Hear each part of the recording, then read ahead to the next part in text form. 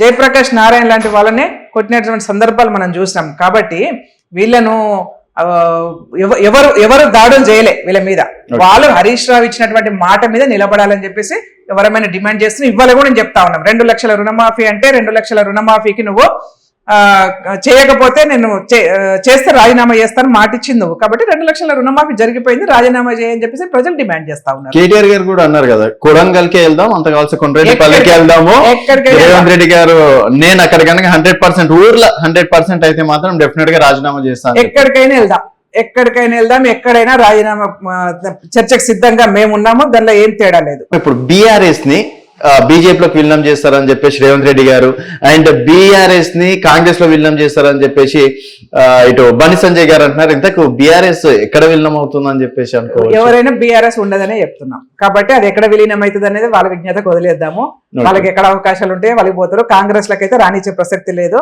Already బావమరుదులు ఇద్దరు పోయి కూడా ఢిల్లీలో వారం రోజులు ఉన్నారు. వారం రోజులు ఏం చేశారో వాళ్ళు బయటకు పెడితే అన్ని విషయాలు బయటకు వస్తాయి. ఎందుకు ఇవన్నీ మాట్లాడదాం? 4 రోజులలో వాళ్ళ ఆట ఏందో వాళ్ళ తేటతెల్లం అయిపోతుంది. కాబట్టి 100% రేవంత్ రెడ్డి గారు చెప్పినట్టుగా వీళ్ళు భారతీయ జనతా పార్టీతోని సంప్రదింపులు చేసుకుంటా ఉన్నారు. భారతీయ జనతా పార్టీలో కలిసిపోవడానికి ఒక వేదిక తయారు చేసుకున్నారు. ఎందుకంటే వాళ్ళకు ఉన్నటువంటి సిచ్యువేషన్ అట్లాంటివి. బిడ్డ జైల్లో ఉన్నది, అయ్యే మీద కేసులు అయితే ఉన్నాయి. వాళ్ళకి ఇంకేదంటే వాళ్ళకు ఇప్పుడు ఆధారం అని ఉంటే ఏదైనా ఉంటే బీజేపీ కాళ్ళు పట్టుకుంటే కానీ వాళ్ళని రక్షించే పరిస్థితి ఉండదు. కాబట్టి ఆ బీజేపీ వాళ్ళ దగ్గర పోయి వాళ్ళ మంత్రాలు వాళ్ళు చేసుకుంటారు. అది అందరూ తెలిసిన విషయం. 100% 4 రోజులలో మీకు అన్ని విషయాలు బయటకు వస్తాయి. ఓకే, మళ్ళీ ఇంకో 5 సంవత్సరాలు కూడా మీరే పరిపాలిస్తారు.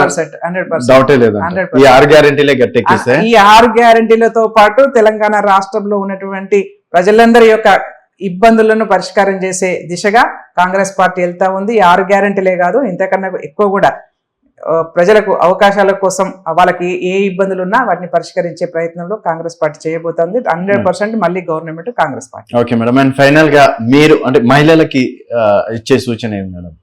ఒకటి, ముఖ్యంగా మహిళా లోకానికి మేము విజ్ఞప్తి చేస్తున్నది ఏంటంటే, ఎవరి మీదనో ఆధారపడకుండా మీరు స్వయంగా ఎదగడం కోసం ప్రయత్నం చేయమని చెప్తా ఉన్నాను. మా ఉమెన్ కార్పొరేషన్ డెవలప్మెంట్ నుంచి కూడా ఏంటంటే అనేక వాళ్ళు ఆర్థికంగా ఎదగడం కోసం అనేక రకాల అవకాశాలు ఈ కార్పొరేషన్ ద్వారా ఉన్నాయి.